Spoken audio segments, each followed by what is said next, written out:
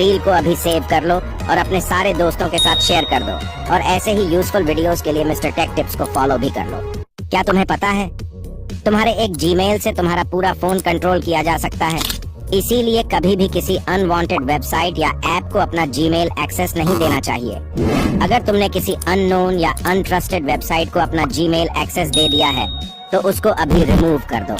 अपना Gmail open करो और मैनेज योर गूगल अकाउंट में चले जाओ। वहां से सिक्योरिटी में चले जाओ और नीचे स्क्रॉल करो।